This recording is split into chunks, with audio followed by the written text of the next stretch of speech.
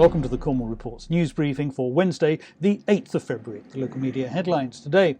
Cornwall Council has finally admitted that it did pay more than £1 million to Richard Branson to use its Newquay spaceport. Now, there might be some fancy sophistry around the words used to describe exactly what the money was for, but if you can get £1 million for not putting satellites into orbit, how much would County Hall pay to someone who actually knew how to do it?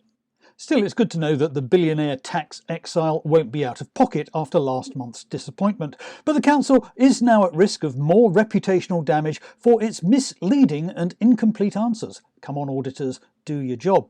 To be fair, the auditors are pretty overworked at the moment, with new scandals breaking out all over the place. How convenient that the £750,000 write-down of a former pub is exactly the same value that is now to be taken from the devolution fund.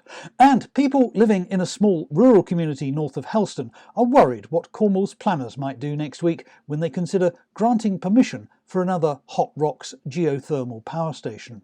The growth in the number of food banks over the past decade is a story that we're all too familiar with, but the BBC had an interesting new angle on this with the discovery that even Padstow, hotspot of celebrity chefs and very expensive fish and chips, now relies on charity to keep something in the fridge. The town's seen a 75% increase in food bank use in the past 12 months. The Falmouth Packet reported an inquest which heard how a 53-year-old Truro man fell into the sea and drowned at last year's Porthleven Food Festival.